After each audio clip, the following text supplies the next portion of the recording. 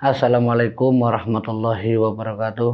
Alhamdulillah wa syukurillah wa ni'matillah la haula wala quwata illa billah. Jumpa kembali di channel Sunyi Sepi ini. Semoga cerita-cerita dari channel ini bisa menghibur kalian semua, memberikan manfaat dan wawasan untuk kita semua. Nah, ini ada satu cerita yang kejadian itu mungkin di tahun 90-an. Ada satu cerita tentang pengalaman seorang anak kecil yang masih diingat olehnya itu sewaktu dirinya itu diajak berziarah oleh orang tuanya. Yang cerita ini ingin saya angkat ya karena pengalaman anak kecil ini mungkin waktu itu masih kelas 6 SD. Nah, ini pengalaman yang dialami, yang sering diajak orang tuanya itu berziarah ke makam. Tapi anehnya orang tuanya itu sering berziarah itu bukannya sore atau pagi hari.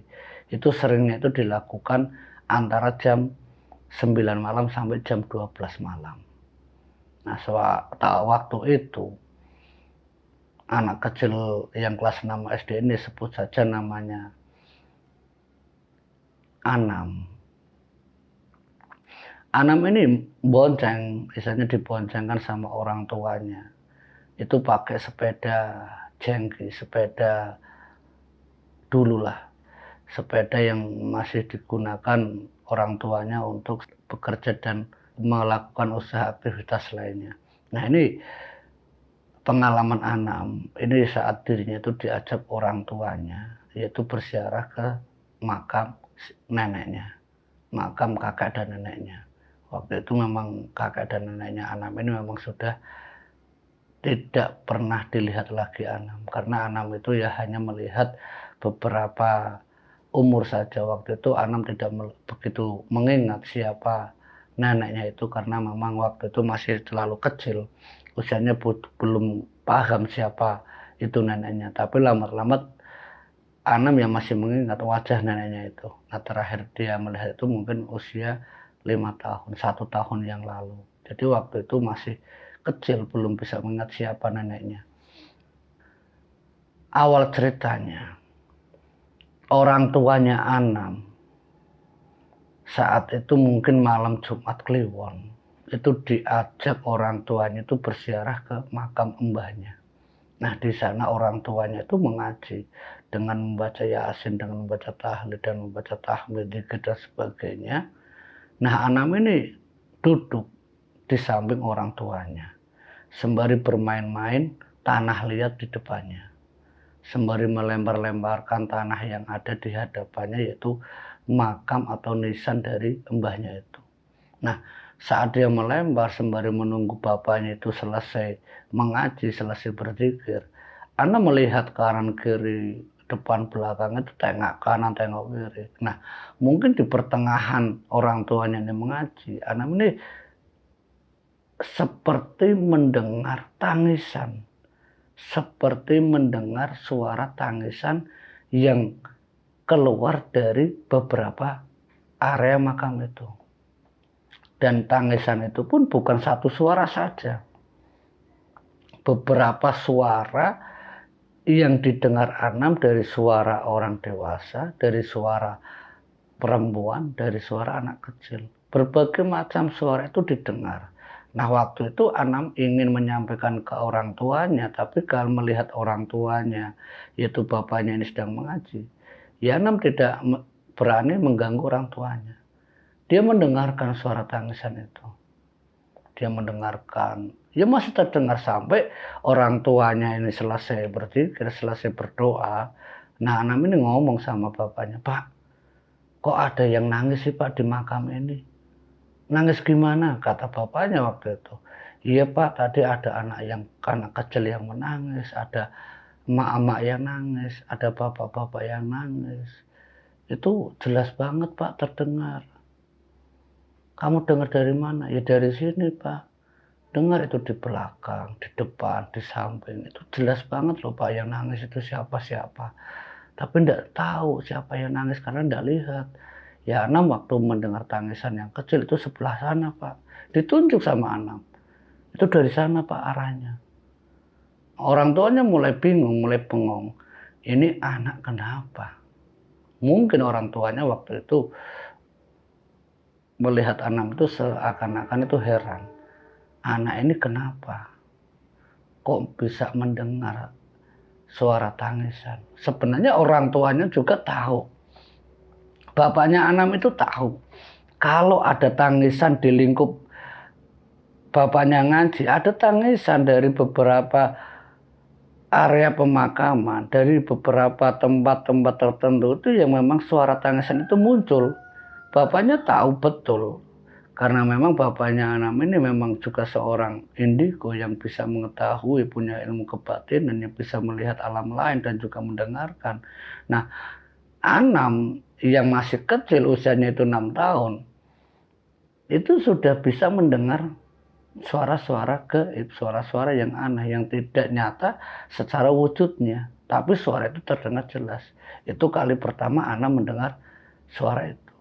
Nah, beberapa bulan kemudian, tepat di malam Jumat Kliwon lagi, memang aktivitas orang tuanya yang selalu mengajak Anam setiap malam Jumat Kliwon selalu berziarah ke makam mbahnya, karena mungkin yang Anam tahu bapaknya itu ya seorang yang sibuk bekerja, kadang sampai maghrib baru pulang, jadi tidak mungkin orang tuanya itu berziarah pagi hari atau sore harinya. Nah, paling biasanya orang tuanya itu membersihkan area pemakaman itu sehabis sholat subuh. Tapi tidak sempat mengaji karena mungkin Kamisnya itu belum waktu yang tepat. Makanya bapaknya Anam waktu itu selalu mengajak Anam tiap malam Jumat Kliwon itu mengajak Anam untuk mengaji di area pemakaman mbahnya. Ya mungkin itu salah satu didikan orang tuanya agar mengingat akan kematian. Anam itu dididik dari kecil itu ziarah ke makam mbahnya. Nah, kata orang tuanya, ya ini makam mbah kamu. Jadi suatu saat nanti, pesan-pesan orang tuanya ke Anam, jika nanti suatu saat bapak, ibu kamu sudah tidak ada, ya jadilah seperti bapak yang mengaji. Tidak harus siang, pagi, sore, atau malam. Kapanpun kamu sempat, legakan waktumu untuk mendoakan para orang tua kamu, mbah-mbah kamu, para ahli kubur. Sedari kecil, Anam itu sudah dididik orang tuanya untuk mengingat ahli kubur, untuk mengingat orang-orang yang sudah meninggal. Itu sedari kecil. Nah, cerita lanjut, cerita di malam kedua, yaitu tepat di malam Jumat Kliwon yang keduanya. Anam diajak kembali oleh bapaknya. Saat orang tuanya mengaji, waktu itu Anam belum bisa apa-apa, hanya bisa mendengarkan. Belum bisa mengaji seperti orang tuanya, membaca Yasin dan sebagainya. Anam hanya mendengarkan. Sembari seperti biasanya Anam dengan duduk dengan daun yang sudah diambil dari daun jati yang lebar, itu duduk di area pemakaman tempat mbahnya itu dimakamkan. Anam duduk, di situ dia bermain-main biasa menggunakan tanah liat, dilempar-lemparinya ke area pemakaman mbahnya. Seperti yang bapaknya lakukan setiap kali selesai berdoa, selalu tanah liat itu ditengahkan ke area makam mbahnya itu. Dan juga sembari mengusap nisannya. Dan itu pun dilakukan Anam yang mengikuti apa yang diajarkan orang tuanya. Nah, malam kedua yang Anam waktu itu dengan orang tuanya, baru saja orang tuanya membacakan beberapa ayat suci Al-Quran, baru membacakan beberapa ayat, Anam ini seakan-akan merasakan ada sosok yang sedang mengintip orang tuanya dan Anam. Nah, sosok itu nyata dilihat Anam, seorang sosok kakek-kakek tua yang berbaju putih, yang rambutnya pun sudah putih dengan jenggot yang putih. Anam jelas melihat sosok itu, tapi dari kejauhan karena memang sosok itu seakan-akan mengintip orang tuanya. Dilihat lagi sama Anam, Anam semakin mendekati orang tuanya yang sedang mengaji ini karena mungkin rasa takut itu. Nah, sosok yang kedua yang Anam lihat itu bukan kakek tua. Saat Anam ini mencoba memalingkan muka, memalingkan tatapan dari kakek itu, dia melihat ke arah yang lain, dia melihat sosok yang aneh. Sosok yang tidak pernah dilihat oleh Anam sebelumnya, yaitu sosok dari wujud siluman seperti kera tapi berukuran besar, seukuran orang dewasa. Kera yang seukuran orang dewasa yang ada di bagian pohon yang besar itu. Sembari menggelantungkan kera itu dengan mengeluarkan suara-suara nyaringnya, suara-suara tawanya. Nah, Anam yang melihat sosok itu bingung. Anam dari ke belakang melihat ada kakek tua, tapi dari arah pojok itu seperti ada kera. Tatapannya jelas. Tatapannya itu memerah menguning. Warnanya itu merah antara kuning dan merah, seperti oranye. Ana melihat sosok itu dengan jelas. Ana menundukkan kepalanya. Dia tidak berani menatap sosok kera itu. Dia duduk sembari mendekatkan tubuhnya, sembari melingkarkan tangannya ke tangan bapaknya yang sedang memegang Yasin, memegang kitab. Yang sedang memegang Yasin itu dipegang oleh Anam. Dipeluk tangan bapaknya ini. Nah, Yasinnya itu memang belum selesai. Ada apa? Pak, itu Pak di pojok Pak, ada kera Pak. Nah, bapaknya ini menepuk Anam. Tidak apa-apa. Dia juga makhluk sini kok. Dia mungkin sedang ingin dingajikan seperti mbah kita. Kita lanjutkan ngaji aja. Tidak apa-apa. Tidak bakal ganggu. Tidak apa-apa. Nah, nasihat orang tuanya itu membuat Anam itu menjadi tenang lagi. Anam merasa yakin apa yang disampaikan orang tuanya itu benar. Dia percaya apa yang disampaikan orang tuanya. Akhirnya Anam tidak lagi melihat sosok kera itu. Dia masih menundukkan kepala sembari melirik ke arah tempat kera itu sedang menggantungkan tubuhnya itu di pohon besar. Dilihat lagi. Dia masih mengingat juga siapa sosok kakek di belakangnya. Ya, saat kedua sosok ini yang saling mengintip, saling melihat bapak dan anak ini yang sedang mengaji, yaitu Anam dan orang tuanya. Selesai bapaknya ini mengaji, Anam bertanya di dalam perjalanan keluar dari area makamnya saat Anam ini bonceng sepeda, orang tuanya ini ngomong sama orang tuanya, Pak, itu kakek tua yang di belakang itu siapa? Terus kera itu siapa? Gini loh. Yang namanya orang kalau sedang mengaji itu ya siapa saja pasti ingin juga ikut ngaji. Ya mungkin mereka juga ingin ikut ngaji bareng kita.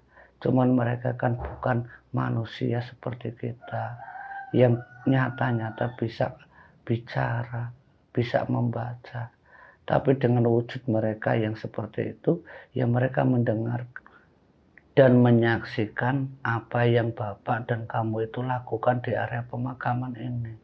Mereka memang alam lain, nak. Tapi mereka juga itu ciptaan Sang Kuasa. Mereka juga makhluk, hamba-hamba Allah. Cuman mereka diciptakan, yaitu apa? Ya dari alam jin, bukan alam manusia seperti kita.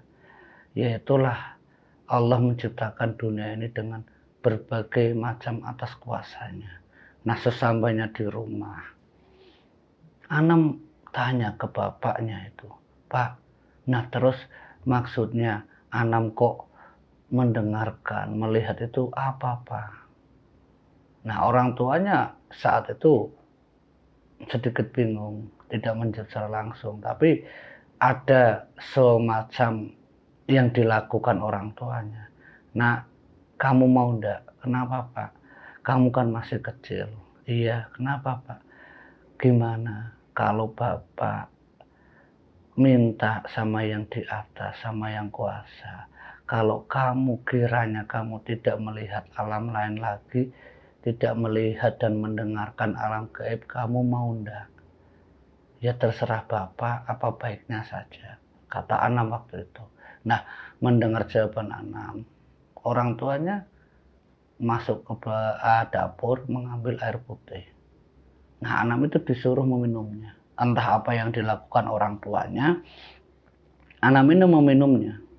Nah, setelah diminum itu Anam baru tanya, "Pak, ini air minum apa? Ini air putih apa?" "Ya, semoga Allah mengizinkan. Semoga Allah mengijabahi apa yang Bapak minta. Keberkahan dari air putih ini semoga bisa menutup mata batin kamu untuk saat ini. Tapi semoga kelak mata batin kamu bisa terbuka kembali dan bisa digunakan sebaik-baik mungkin. Tapi Bapak berharap semoga dengan air putih ini, keberkahan doa lewat air putih ini bisa menutup kebatinan kamu sampai kamu benar-benar sudah siap menghadapi dan melihat, mendengarkan alam-alam lain seperti Bapak ini." "Oh iya Pak, Anam nurut saja Pak. Bapak, terserah Bapak, yang penting baik untuk Anam." Nah, singkat cerita, mungkin 10 tahun Anam itu sejak saat itu sudah tidak melihat dan mendengarkan lagi alam lain. Hampir 10 tahun sampai dia berusia 16 tahun. Itu kali pertama dia melihat kembali itu saat dirinya itu di sekolahan. Di jenjang sekolah menengah kejuruan. Yang tanpa sengaja dia melihat ada sosok aneh itu di toilet sekolahnya. Ada sosok yang sedang berdiri di dalam kamar toilet. Ada sosok yang nyata-nyata berdiri. Tinggi, besar banget, berukuran besar, dan juga warnanya itu hitam. Bertubuh kekar, berbadan besar, berbulu lagi. Nah, waktu itu Anam melihat sosok itu. Anam seakan-akan tidak percaya. Karena sudah terlalu lama Anam ini tidak melihat lagi yang namanya alam-alam lain. Melihat sosok-sosok aneh. Terakhir kali Anam melihat itu ya masih kecil. Nah, melihat sosok itu, setelah pulang sekolahnya, Anam bercerita ke orang tuanya, Pak, kenapa nak? Kenapa? Ada apa? Pak, tadi waktu Anam di sekolahan, itu Anam melihat ada sosok tinggi besar hitam itu di toilet sekolahan Pak. Orang tuanya mulai menundukkan kepala sembari mengucapkan istighfar. "Nah, kamu sudah melihat lagi?" "Iya Pak, tadi Anam lihat di toilet sekolahan Pak. Anam benar-benar lihat Pak. Dan itu benar-benar Anam lihat itu bukan satu kedipan mata, itu sampai Anam lihat itu mungkin ya agak lama Pak. Lihat terus, benar apa enggak, dia itu masih berdiri di dalam kamar toilet itu Pak. Nah, saat itu ya Anam keluar, tidak jadi masuk ke toilet itu ya karena takut Pak. Ya sosok itu berdiri menatap toilet itu. Nah, orang tuanya mendengar apa yang diceritakan Anam. Ini mengingatkan ke Anam. Nah, mungkin itu yang namanya jin ibrit. Salah satu ciptaan Sang Kuasa yang sering atau yang senangnya itu di antara tempat-tempat jorok seperti sampah, seperti toilet. Itu ada satu jin yang diciptakan memang senangnya itu di area-area seperti itu. Nah, terus ganggu apa enggak Pak? Ya tergantung manusianya Nam. Semakin tebal iman seseorang terhadap Sang Pencipta, insya Allah tidak apa-apa. Tapi kalau keimanan seseorang itu lemah, yaitu bisa menimbulkan ketakutan, bisa memberikan celaka untuk siapa? Ya orang-orang itu yang tidak mempunyai iman. Bukan tidak mempunyai iman, tapi lemah iman. Percaya, yakin akan Sang Pencipta, tapi rasa takutnya itu bukan kepada Sang Pencipta, tapi takutnya itu kepada makhluk yang diciptakan Sang Kuasa. Nah, semenjak saat itu, Ana mendapatkan nasihat, mendapatkan wejangan dari orang tuanya. Anam semakin yakin adanya Sang Pencipta sebagai pelindung utama dirinya. Adapun dia melihat sosok aneh, melihat orang yang kecelakaan, yang ternyata kecelakaan itu disebabkan oleh sosok aneh yang sengaja mengganggu mereka.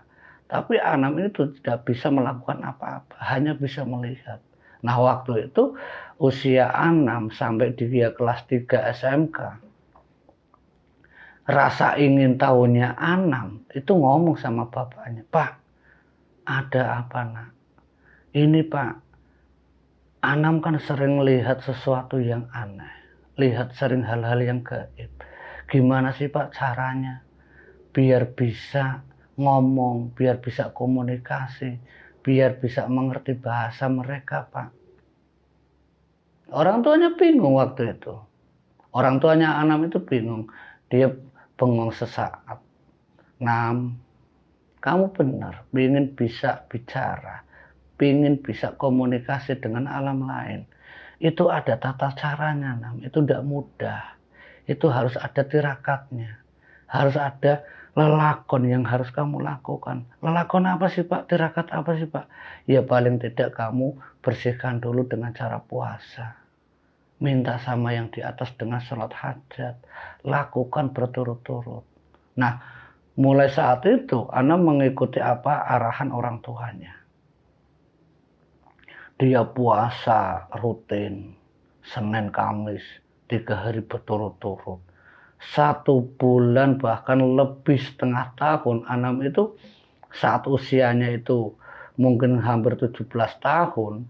Anam sebelum dia lulus SMK itu melakukan puasa itu rutin. Anam melakukan puasa itu rutin sampai dia itu benar-benar bisa melakukan apa yang dia inginkan, yaitu apa? Komunikasi dengan alam lain. Setelah hasil dari apa yang dilakukannya, perjuangan dia dilakukan untuk bisa berkomunikasi dengan alam lain, dia kembali menceritakan ke orang tuanya, "Pak, benar enggak?" Dia meyakinkan apa yang dia perjuangkan, yang dia lakukan dengan puasa dan sholat malamnya. Dia meyakinkan apakah benar atau tidak tentang komunikasi dengan alam lain lewat orang tuanya. Yang memang orang tuanya itu dikenal sebagai seorang praktisi, seorang guru ngaji juga. Nah, setelah saling komunikasi antara anak, orang tuanya, dan jin yang memang hadir di antara mereka ini, orang tuanya mendengarkan apa yang dibicarakan antara Anam dan jin itu. Nah, setelah mendengar komunikasi mereka berdua ini, Anam menanyakan ke orang tuanya, "Benar enggak Pak seperti itu kata-kata dari jin? Benar enggak itu hasil komunikasinya?" Nah, orang tuanya Anam ini bilang sama Anam, "Ya mungkin itu bisa seperti itu, tapi ada satu hal yang harus kamu percayai dan kamu hati-hati. Jin itu makhluk yang banyak tipu muslihatnya. Kadang baik di depan, tapi ujung-ujungnya menyesatkan. Jangan sekali-kali kamu mempercayai dengan jin. Jangan sekali-kali kamu mempercayai apa yang dikatakan jin." Itu pesan Bapak. Walaupun wujud penampakan merubahnya jin itu lewat para wali, para kiai, mohon maaf, jangan kamu terlalu percaya dengan jin itu. Percayalah dengan hati kamu, percayalah dengan Sang Kuasa. Dengan apa? Ya dengan sholatmu, dengan hajatmu, dengan petunjuk dari yang di atas. Walaupun kamu bisa berkomunikasi dengan jin, tapi pesan Bapak, kamu jangan terlalu mempercayai apa yang dikatakan jin itu. Nah, semenjak saat itu, Anam yang bisa menggunakan kebatinannya, bisa melihat, berkomunikasi, ya Anam merasakan bagaimana senangnya dia, perjuangan dia bisa berhasil. Tapi Anam tidak diceritakan ke siapapun sampai dia menjadi dewasa. Sampai pada titik akhirnya dia itu ya diketahui oleh lingkungan sekitar. Tapi itu menjadi kerahasiaan Anam sendiri. sampai warga atau tetangga itu mengetahui dengan sendirinya, tanpa harus Anam itu membanggakan apa yang dia miliki. Semoga dari cerita kisah Anam ini bisa memberikan manfaat dan pelajaran untuk kita semua.